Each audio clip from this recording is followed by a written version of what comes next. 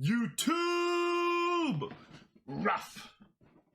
What you're about to witness here is a sick run I had in a $22 Turbo PKO Blowout Series event on PokerStars. I come first place out of 15,572 entrants for $19,706. I have a one-on-one coaching session with Ryan LaPlante. We do a tournament review. We pick it up here a couple hands before the final table. It's a doozy. Buckle up, because the chaos is about to begin.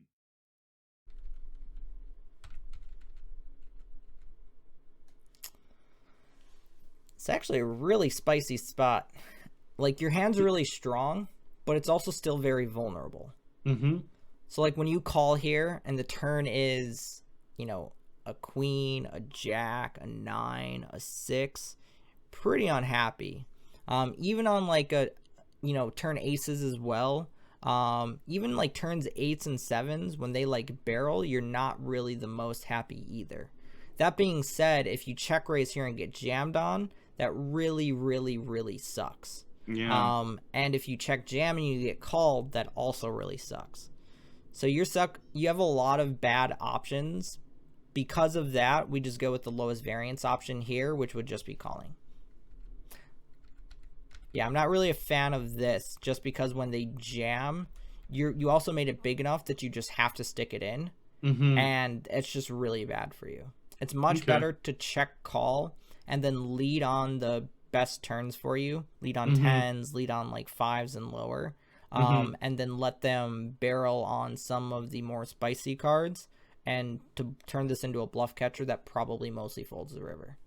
Yeah, interesting. So with this spot, I was obviously letting them know that I wasn't folding, and I knew this guy was a recreational, and I don't know, I think maybe I was even just trying to like let them know, like, you can't draw here, like even maybe trying to make them fold a 9, which I don't know if they are or not. Yeah. But They I just might. wanted to let them know that I'm going with this hand. But I get what you're saying. Yeah, it's just the issue with that when they drill it, which even though this person checked, they could still easily have all of this. They could just have, you know, flop something really strong and setting up a check jam. Like, it'd be very reasonable for them to do so. So, like, Fair. I don't see them checking as them giving up. Gotcha. If I did, I would be more inclined to consider raising. Okay. So to me, it's two different ranges that are possible to be very strong here. And I don't want to stack off versus strong range. I guess I saw that as a little more as a give up, just because also I wouldn't have expected sets and stuff to want to check that board just because of the 3 Honestly, to a it straight. wouldn't surprise me even if just a hand like pocket aces or kings or queens checked, because those hands, when you check and this person bets, you can just jam. Yeah. And otherwise, when you bet, you have 2 players left to act behind that could both just call and have draws to straights. Gotcha. So it's a little less scary to check and then jam over the one bet versus betting small, getting called by 2 people, or betting and getting raised. I like c-betting, but you just don't need to go this big. Just go quarter pot. Okay. Quarter pot in general just has more than enough fold equity versus essentially everyone. But on top of that, especially versus fun players, it overperforms. Then versus fun players really, really, really deep in tournaments, especially these really massive fields, it way, way, way overperforms. Here we are, Ryan, the final table of 15,572 entrants going for the glory. Not that big of a field, you know, something you should make like every day. Also, you know, 19K up top, and for $20 is like pretty absurd. You know, that you can turn $20 into almost 20 grand. Turn into buying a car or down payment on a small house. And yeah, you can definitely tell that you've been thinking about that the entire time. The entire run has been on the back of your mind. And that's something that everyone goes through. You know, when you're deep in these big fields, unless they're like, you know, truly soulless or you know, a really sick professional, everyone's thinking about that. Everyone's thinking about, oh, you know, they're thinking of Vegas and the fucking Mirage, you know. That's really all that's happening. Yeah. And that's something that gives you a lot of power as a professional player and as, you know, a streamer as well. Something that I would definitely note here is, especially at this FT, we might see a really big KO. So we're gonna check that out quick. Okay, so these KOs, we have $500 one here, 700 here, 600, 700. Really the main thing that I was looking for were these like shorter stacks. The fact though that this short stack, that there's only really one and he has a pretty small KO, not really something we need to worry too much about. So right now the KOs are essentially not worthless, but not worth a lot, because I assume first place was like, it was like first place is 11, second place is 11, and then first place you also get all the KOs. So it's, you know, even though it's set up like that, you know, each pay jump right now is worth like probably 500 to $1,000 or a little bit more. Let's actually pull it up. You had sec, send me the image here. I thought I'd kept it open. So I can actually, here we go. Okay, so this was the payout structure. These were for the FT, spoiler alert, shipped it. And as we can see here, the looks like you guys made a deal three-handed. But if you look at the payouts, the difference between 9th and 8th is worth as much as the like 4th largest bounty. And the difference between 8th and 7th is worth almost as much as the largest bounty. So, and like these bounties have massive stacks as well. So while obviously the bounties are worth something, honestly, for the most part, especially when it comes to these like really massive fields, for the most part, I'm gonna kind of play it as though the KOs don't really exist, unless the person's really short or the KO is absurdly massive. Like if someone had like a 2K KO, that person I would be like gunning for. Let's see here, good. Oh, whoops, let's do this the other way. Yeah. Good. Is there anyone here that you like know and recognize or like have previous history with or anything like that? There wasn't. I just knew Josh Durr was a recreational player. Right. Yeah, he was definitely recreational. Damn, is fun. Okay. I would generally assume, you know, in these like really big fields, everyone's a fun player to some degree, but certainly are apt to have some type of pro. Obviously happy calling this. Like I just call this no matter what. Like my range here really wouldn't be any different in this exact spot than if this was just a normal freeze out. Okay. Especially their KO is only worth like, you know, half a big blind if that. Like this open, good. Good. So, from a pure theory point of view, because of ICM, you can only play this as a jam. Even with everyone being like on the kind of deeper side of things. So something else to think about as well that I probably should have mentioned before. When you're on a final table, usually the people under the most ICM pressure are the second, third, and fourth smallest stacks at like a, you know, especially at like a 7, 8, 9-handed FTs. The stacks that the shortest stack usually has not like the least amount of ICM pressure, but they often are going to be near the bottom or the exact bottom. And the reason why is because, you know, when the short stack busts and they take, well, so here if this short stack busted and they took 7th place, it's kind of the expected outcome. You know, them performing better than 7th would be nice, but, you know, when they're the shortest and significantly so, they take 7th, it's whatever. When you take 7th, you know, you're supposed to take 6th or 5th or even 4th. You know, you're pretty close in chips to these two different players, and you've got this stack covered by almost half their stack. So you taking 7th would be a disaster. Yeah. Even you taking 6th is not like a good result. Like an expected result for your stack is going to be, you know, like 5th or 4th on average. The chip leader, while they're expected to, you know, finish top 3, they can also afford to double the short stack and still have a good stack, still have a reasonable stack. But because they're not a big chip lead, they're still under a decent amount of ICM pressure. Even though they're under the least, or essentially tied for the short stack, they're still under a lot because they don't cover anyone by a massive, massive, massive amount. And with all these stacks kind of clumped together, there's also a lot of ICM pressure. However, something to think about, in PSKOs, even PSKOs where 1st and 2nd place have effectively the same payout, because the person that wins collects all of their own bounty, plus everything that's remaining on the other player as well, PSKOs tend to be very top heavy, even when they have the more flattened out 1st and 2nd. And in top heavy tournaments, there's less ICM to worry about, just because if you get every chip, you get more money than in a normal tournament, which gets less of the prize pool the first. All these factors you have to be consistently balancing between. And this is why tournaments are so ridiculously complex. Yeah.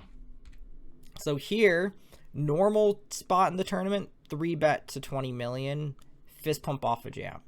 Here, I mean, I would assume that the best theory decision is jam only. Because 3-betting and inducing a hand like pocket 6s to rip it in is such a disaster. Even though we double into 1st place and, you know, by a solid amount, it still is a disaster for us. So even though like jamming here to people watching might look kind of quote unquote scared or, you know, less profitable, yeah, it's less chip equity profitable, but it's more dollar equity profitable. Which I don't know about you guys, while I like making chips, I really like making money. Yeah. Got that cheddar. So I would open this. Again, I want to make these players behind me prove they're capable of applying pressure on me. Which means, like, especially when I'm in these deep runs and going down the stretch, I'll get pretty absurd with my opens. Because I'm constantly testing people. I'm saying, you know, will you do it? Will you do it? Will you do it? And they generally just won't. That's also why I'm very willing to be super sticky on flops and turns, because it's pretty easy to c-bet. It's kind of tough to double barrel. It's very difficult to pull the trigger on triple barrel bluffs. So until someone's like shown they're really capable of firing triple barrels and doing so very well, I will be pretty sticky on flops and turns anytime I have like OK showdown, even if it's a pretty scary turn card. Because while it's scary for me, your opponent goes, wow, that's a great card, let's barrel. But then they get to the river and they're like, do I do it? Are we going to get called? Will this get through? Yeah. Force them to do it. Gotcha. Make them do it. If they're not willing to show you that they're capable, that's just amazing for you when you get that info.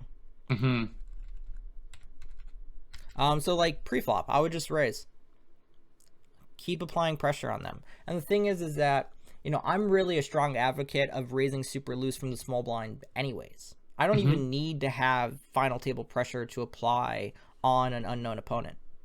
And again, it's the same thought process of, yeah, if you raise to like, you know, 2.2x here, your opponent should continue with like everything. And they should be 3-betting you a lot as well. But most people just don't. And on this FT, I bet if you go to like 2.7x, they're going to be very tight. Like only play like 30-40% of hands tight when they're still supposed to be playing like 70%, 80%. I like the bet. I would go a little smaller, but I think it's fine. And then I am definitely barreling here, because when you check to them, they can have plenty of 6x, plenty of deuce x, hands like 3-4, 3-5, 5-4. They could have some floats like 7-8, 9-7, 10-7, 10-8, 10-9, stuff like that. And while even when they have a queen, the turn ace is going to be pretty scary to them, because you could have your ace x traps. So I would not only double barrel this, I would triple barrel on every river that's not a 6 or queen. On river 4, we have showdown, so we can just check, beat a deuce. When they do bet, I'm just going to fold this. But I would definitely barrel. Okay. And then even on this river 4, the river 4 is actually a good card for you to triple on. And the reason being is that you block deuce 4, 6, 4, and queen 4. So you block calls. Mm-hmm.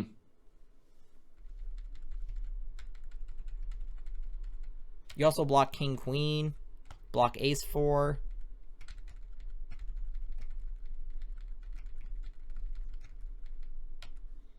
I like this open. Okay, so now looking at stacks again. So now we have a big chip leader.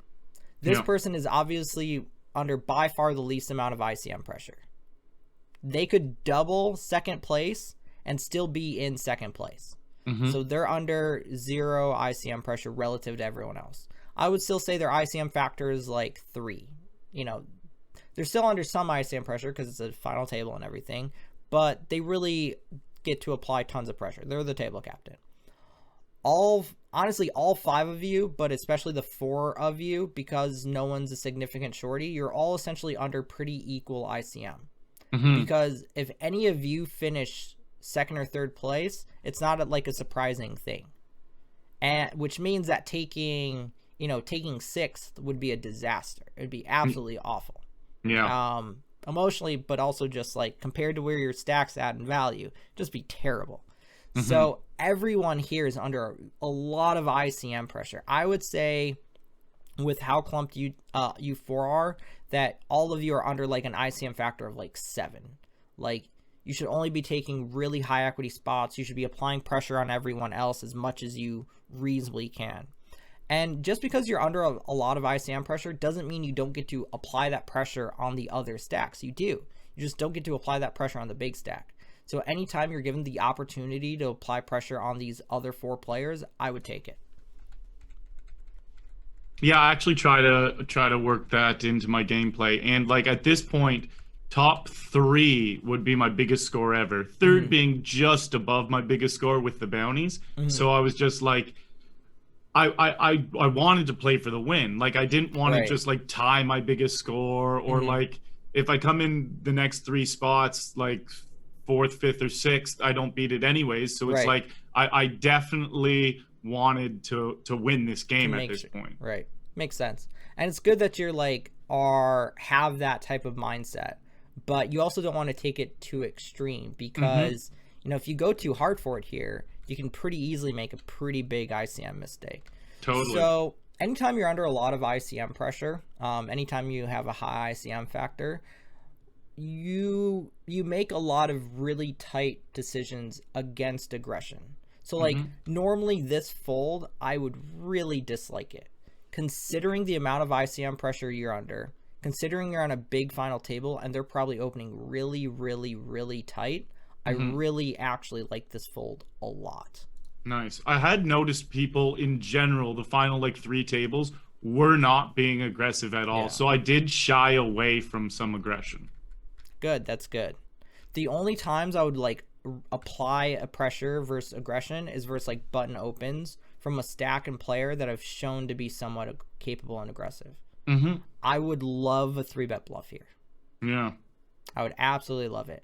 Because when you 3-bet here, you're essentially telling both of them that you're pretty willing to play for stacks or you're bluffing, and you're really, you know, doing like the Clint Eastwood, you know, type, you know, what are you gonna do, punk? Like, come at me. Like, you know, you really put them to the test. From a theory standpoint, most of your range should just be a jam. But from just exploiting weak players that are going to be kind of scared, the people that aren't that scared are like the cutoff and button opens, specifically the button opens. And a player on this stack as well that's a more middling 30 big blind stack, pretty typical for them to open loose. So when you 3-bet here, you know, if they don't have a top 5-10% hand, they're just going to fold. So you have like 70-60% full equity plus versus this person, and then you probably have like 95% full equity versus the big blind. Nice. playing final tables is a lot about going, who can I apply pressure on? And part of who you can apply pressure on equation is someone that's capable of opening loose, someone that's capable of 3-betting loose, someone that's capable of c-betting loose. So actually, sometimes some of the best players to apply pressure on are actually the first, second, and third place players, because they'll open loose, but then when you 3-bet them, they'll just assume you're really strong and they'll way overfold. That's good. Purely jamming this. I think everything else would be a mistake. I was flipping like an absolute god on this final table. Yeah, that is an easy way to win. So now that we are second place stack, I would actually act as though I'm chip lead. Yeah, I definitely tried to turn it up a notch because the chip leader wasn't doing it here. Good, good, good. Purely jamming this. Good. Oh, those back-to-back flips. They were so nice. I remember those feelings. Like when I held against that ace-jack, I really knew I was in a serious spot right here. Like winning these flips deep in tournaments is like the best feeling in poker. It really is. Doing this live is peak. It is like like doing this in a big field live event, like winning a big flip at like say a WSOP final table. Honestly, it is ecstasy. It truly is just absolutely amazing. That's awesome. You know, even now, you know, I've been playing this game professionally for 11 years. Even doing it on smaller FTs, it's just that feeling doesn't really go away for me. And just having this spot, I get to do whatever I want, y'all strap in and have fun. That is just the best too. So yeah, I love that 5-4. I love the queen 6. There we go. You don't need to see about this big. This is a very dynamic board. So from a theory standpoint, this is actually a really nice bet, because this board texture is very, very dynamic, which means for those watching on YouTube who might not know what that means, dynamic means that the best hand possible is very likely to change on the turn. So here, the best hand possible is changing on 5s, 6s, 7s, 8s, 9s, 10s, jacks, queens, kings, aces, and hearts. So the best hand possible changes on about 35-ish cards. That's a lot of the deck. So this is a very, very dynamic board. And when you're thinking in terms of betting for theory reasons, you're thinking the more dynamic the board texture is, and the better it interacts with my opponent's range, the better they're more likely to have hit something, the larger you need to bet, and the more frequently you check back. So here, we should in general be choosing larger bets from a pure theory standpoint. But because we're on a big final table, and because our opponent's an unknown, you can just c-bet like a quarter pot here and have a lot of full equity. Cool. The opposite of a dynamic board is a static board. Static board would be like, you know, queen, queen, 4. Best hand doesn't change on the turn. Gotcha. Good. Yeah, I love this 3-bet. Because you're 3-betting a stack that is likely to open lose. Let's say the stack had like 80 million. I would really dislike this 3-bet. But since they have 150 million, 30 bigs, yeah, they're going to be pretty willing to open. And if they're pretty willing to open, that means we get to 3-bet them. Yeesh. So calls in spots like this are almost always really, really, really pretty hands and traps. And I think on this FT, this person's going to be really, really, really scared to trap a hand like queens and kings. So either they have a hand like 10s and jacks and maybe queens that's like hoping an ace or king doesn't flop and going with it. Or they have a hand much more likely that's like king queen suited, king jack suited, queen jack suited, ace 10 suited, ace jack suited, maybe even like ace queen. They have like one of those types of hands. So I would actually c-bet this for like a 6th pot. Ooh, I like that really small. Yeah, like this I dislike because this bet is going to have pretty similar full equity to a bet like 14 million. Because all we're targeting are those like king high type hands, ace high type hands that missed. Yeah. Yeah, I like that a lot. Yeah. I remember I was super annoyed losing this pot, but also didn't want that to change my aggression. Yeah, no, it shouldn't, because you're still chip lead and you have position on the second place stack. Like, if you have to choose a player to lose chips to, it's this person. Yeah, and I knew it was recreational too, right. so I was like, okay. Yeah, exactly. It's not really going to, like, you know, hurt you or anything. So, theory, I love this jam. Situationally, I would min raise, call the small blind jam, fold to the big blind jam. I like that. Yeah, that makes sense. I would only like this jam if the big blind had like a massive KO, which 480 hands into 41.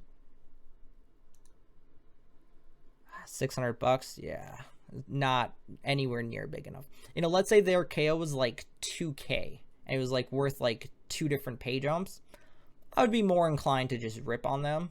But when it's worth like this, where it's like might not even be worth the next pay jump, I don't think it's worth anywhere near enough for us to justify doing something like out of line. And the thing is like, yes, when you open here, you open yourself to get rejammed on from a perfect rejam stack, but they have to be capable. They have to show that they're willing to stick it in with 20 big blinds versus you on this final table. Yeah. Light, and do so light. Like, not that many people will. I guess part of my logic was, which I agree with everything you're saying, but I think part of my logic was if the small blind folds, it makes it a lot harder for them to want to call off, just like for the ladder. Right. But again, exactly what you said about them not being able to rip it in properly, raise folding, like it just... here's, well, if you get called and you lose to them, you're, you know, in 4th place. Well, if you raise and they jam on you, you're still chip lead. And you're in position on 2nd. Yeah. And something else to consider is think about this bot as well in terms of how much it makes in chips. So when you jam here, this jam probably makes you... here, let's switch back to big blinds. So when you jam here, this jam probably makes like 1.5, 1.75 big blinds, right around there. But you're risking, you know, essentially 18 big blinds to do so. When you min raise, you're risking 2 big blinds, and it's probably going to make anywhere from 1 to 2 big blinds as well. It's going to run a very similar win rate, risking no stack utility and risking 1/9 of the chips. So that just makes it a much better leverage in terms of risk to reward situation. I like that. I would open this very happily. I would be opening pretty much any 2 from the button, probably 85% from cutoff-ish, 80%, and then I would probably be opening like 75-ish from here, 70% from here. All right.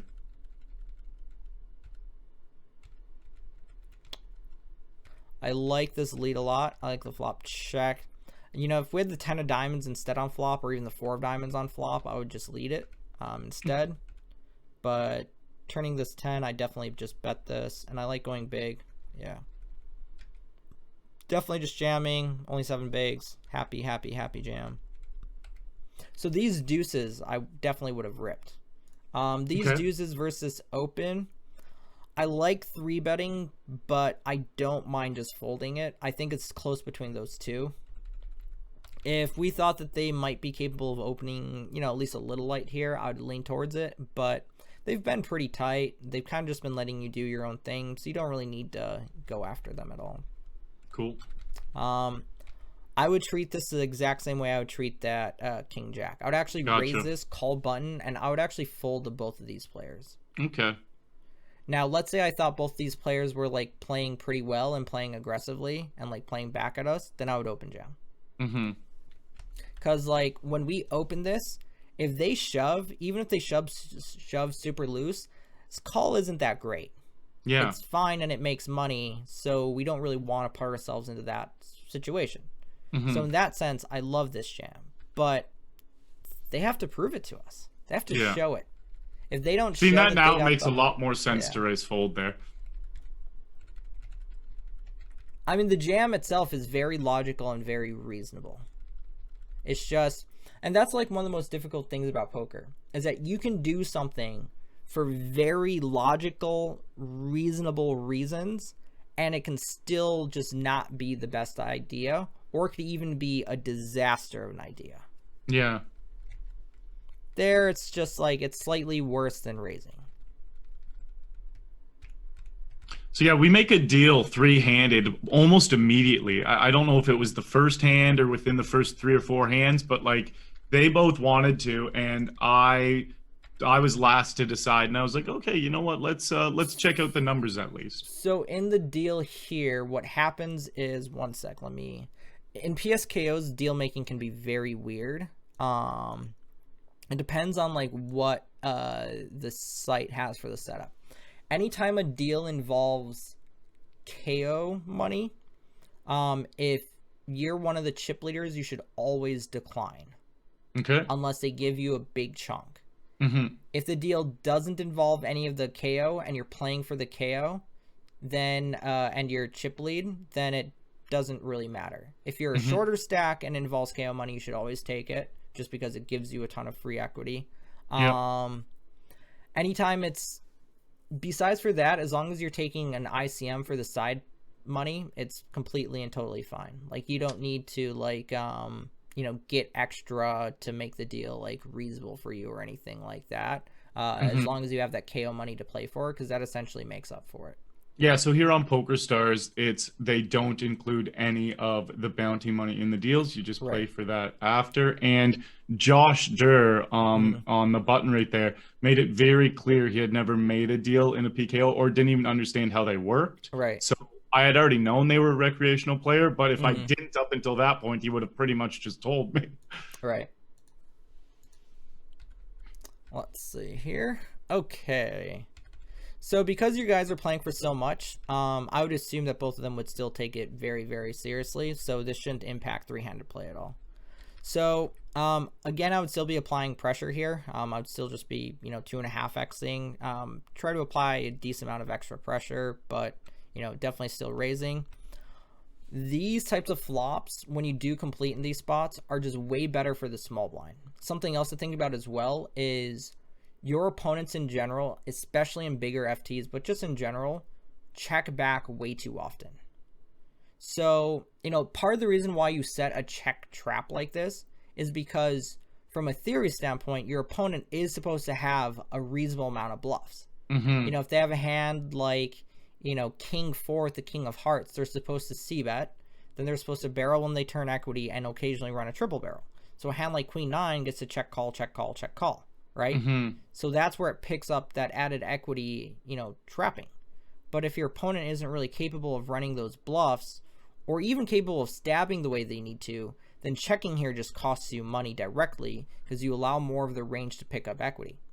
Something else is they might not even bet a hand like Queen 4. They might not bet hands like 10-9 or 10-jack. And you need them betting those hands for you if you're ever checking. Okay. I would say that that's probably one of the biggest mistake I see players make, especially, you know, players that are low to mid stakes regs, occasionally dabble in mid to high stakes, that you have a good enough understanding of the way that theory works in a lot of these types of situations. Like, you understand that this hand works pretty well as a check trap. It does. It, you know, it has good equity. It blocks some pretty strong hands. It's going to perform well on pretty much every turn card. Like, it really works very well as a check trap. However, it requires your opponent to do things. And if your opponent isn't doing those things, then relying on theory, relying on this being a check, just ends up actually hurting you, because instead you're focusing on what should this hand, you know, how should this hand be played, instead of going, who is my opponent, how do I make the most versus them. Yeah. I like the river check just because I don't think this person's gonna bet a 6 very often on the flop, and we can just check fold. I would definitely note that they had bet a hand like 4-7 of clubs, a non-equity hand on flop. Yep. See here. So the thing with short-handed is normally, you know, you get folded to on the button, you can be like super duper loose and get away with a lot of stuff. But here, the antes are just pretty small. So as you get shorter and shorter handed with less antes in the middle, you get forced into playing tighter, tighter, and tighter for the most part, unless you can apply good ICM pressure. Downside of making deals is, as big stack, is you lose that ICM pressure you get to apply on people. Gotcha. Understandable.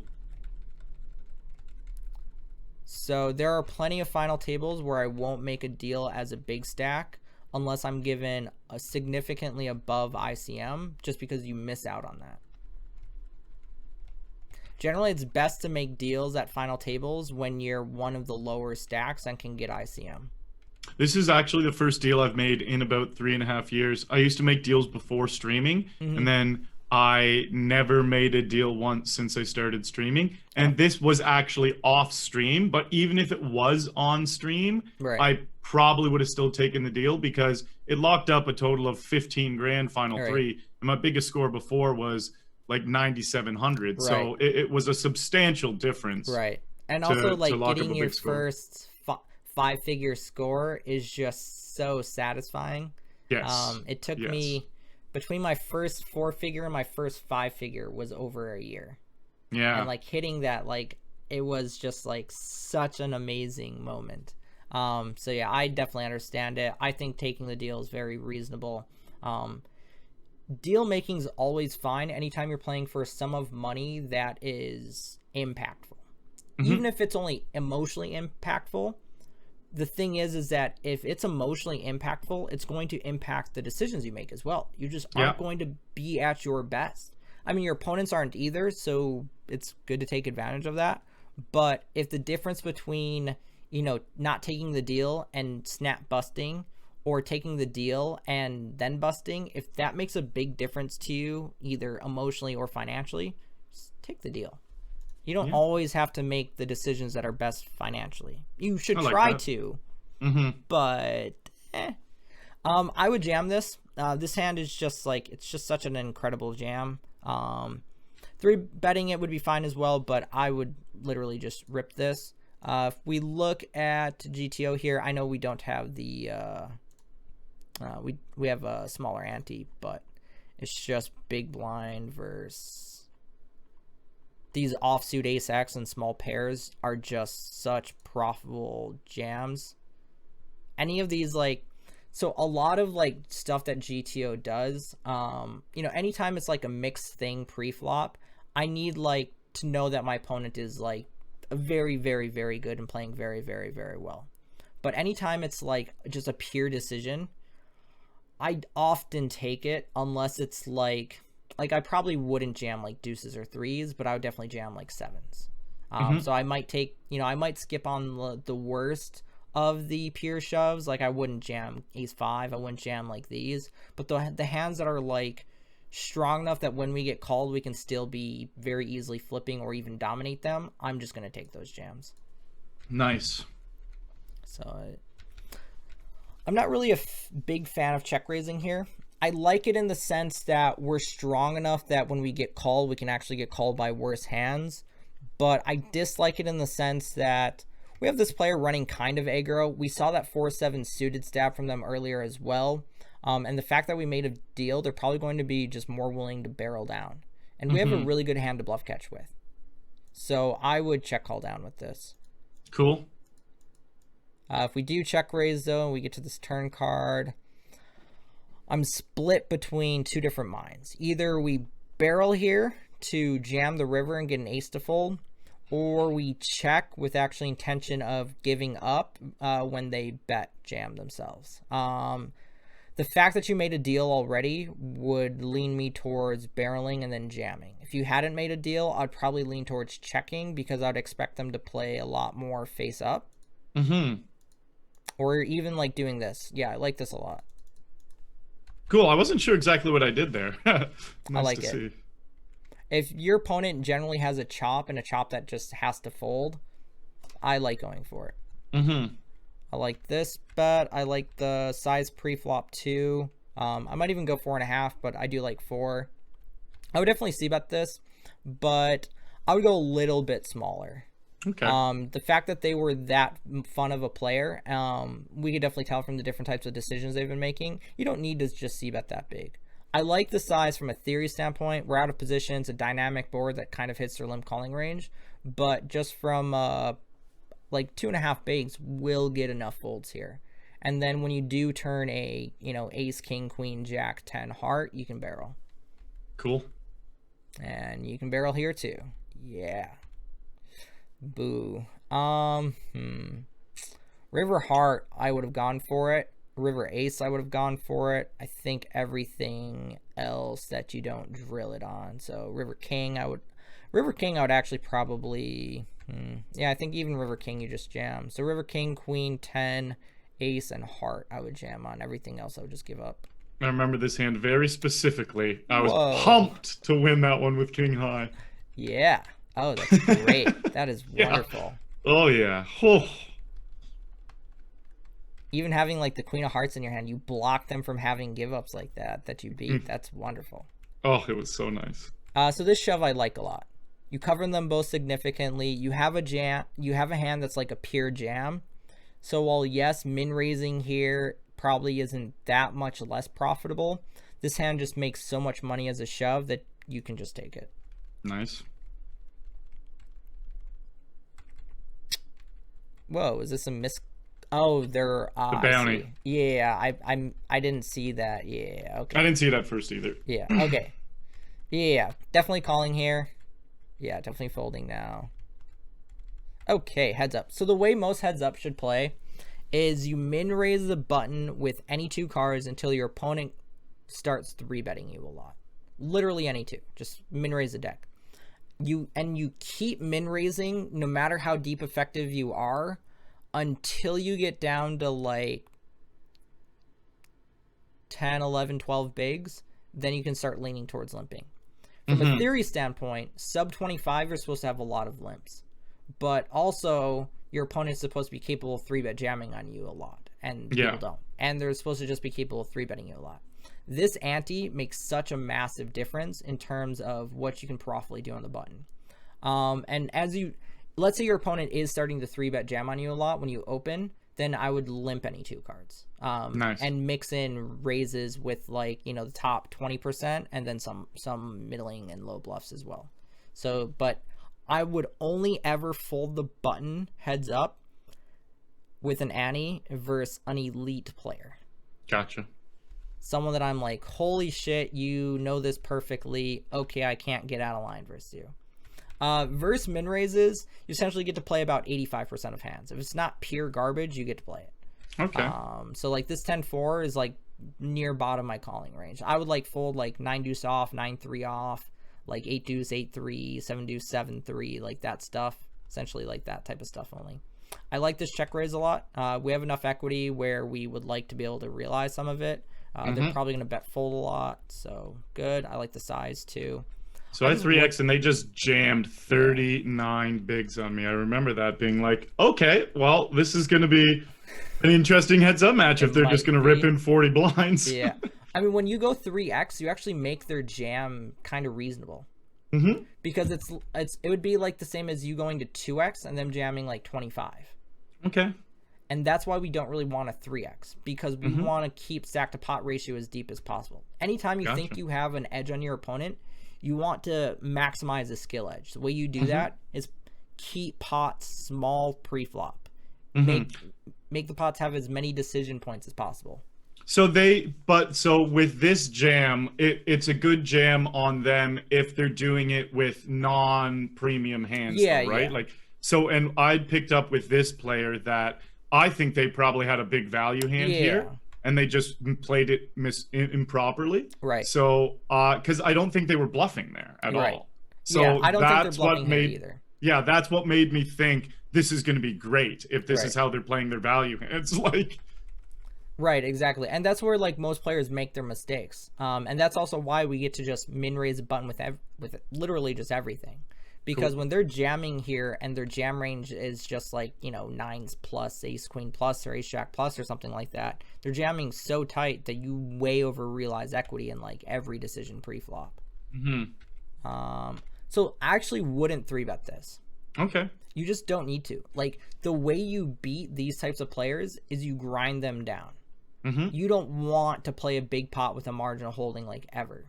So, and like, yes, this 3-bet makes money immediately, and it's more profitable than calling to a decent degree. But the thing is that when you 3-bet here, you're building this pot with a kind of weak hand, and they showed that they're willing to call, pretty decent size, 3-bet with a pretty weak holding. They called with King 7 suited when you had that King Queen, which, isn't an absurd call, but it shows that they're willing to continue kind of light. And I think you're not taking one thing into consideration, though, when you say all that, Ryan. And you want to know what that is? What's that? I'm the flip champion on this final table. I mean, that is true, but on most FTs, you're the flip champion until you lose one. And, like, yeah, I agree, but... I was just joking. Oh.